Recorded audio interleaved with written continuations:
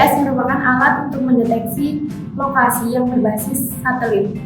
Dalam penelitian ini, koreksi lokasi berdasarkan kekuatan sinyal Wi-Fi dilakukan di ruangan yang pengguna tidak dapat menerima sinyal GPS secara akurat. Data yang digunakan adalah kekuatan dari 7 jaringan Wi-Fi yang memberikan informasi tentang 4 ruangan yang berbeda. Pada penelitian ini, dilakukan klasifikasi untuk menentukan ruangan mana yang memiliki kekuatan sinyal Wi-Fi terbaik. Klasifikasi ini menggunakan metode machine learning, yaitu decision tree. Data ini diperoleh untuk mengidentifikasi salah satu lokasi indoor dengan kekuatan sinyal Wi-Fi yang terbaik. Selama proses pengukuran, kekuatan sinyal Wi-Fi ditangkap menggunakan smartphone di ruangan yang berbeda. Dalam konteks data, ada sekitar 120 data pengukuran dari 7 router yang berbeda karena dilakukan di 4 ruangan yang berbeda pula, sehingga output atau kuat sinyal yang dipancarkan akan berbeda.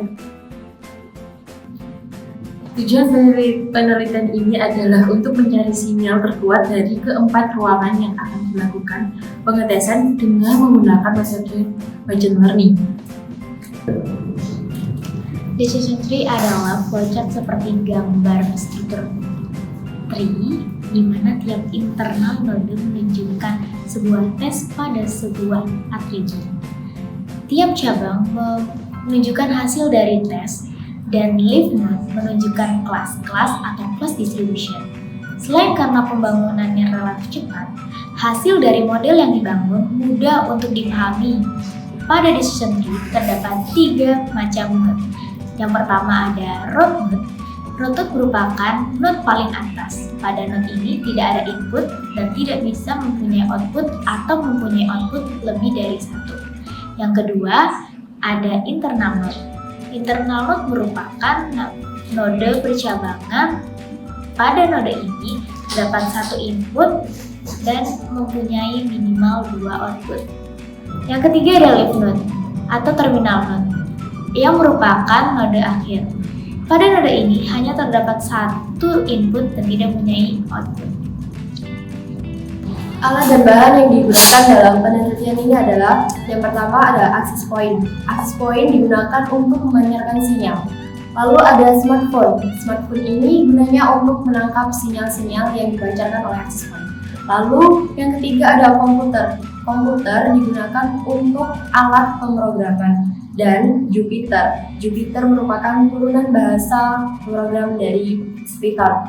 Lalu yang terakhir ada Jupyter Notebook yang merupakan media pemrograman.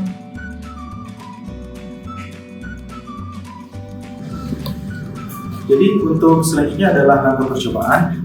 Nah, untuk langkah percobaan ini kita akan menggunakan 4 buah ruangan. Nah, yang dimana setiap ruangan terdapat 7 buah access point. Jadi total access point yang kita butuhkan untuk percobaan kali ini adalah 28. Pengetesan ini kita akan menggunakan Jupyter, yang dimana Jupyter ini kita melakukan pendeklarasian yang dimana untuk mendeteksi kuat sinyal, yang dimana sinyal yang dibutuhkan itu akan ditransmisikan ke dalam smartphone. Nah, yang guna machine learning kali ini adalah melakukan pendeteksian access point melalui handphone yang telah ditangkap dengan menggunakan klasifikasi kuat data, melakukan seleksi dari data-data apa saja yang terkuat atau data-data apa saja yang terdapat di suatu ruangan. Nah, jika ketika suatu sinyal terkuat sudah didapat, maka decision tree atau machine learning ini yang kita gunakan akan berhenti melakukan scanning, yang dimana dengan kata lain machine learning ini akan melakukan perulangan secara terus-menerus sampai sinyal terkuat yang didapat ditemukan.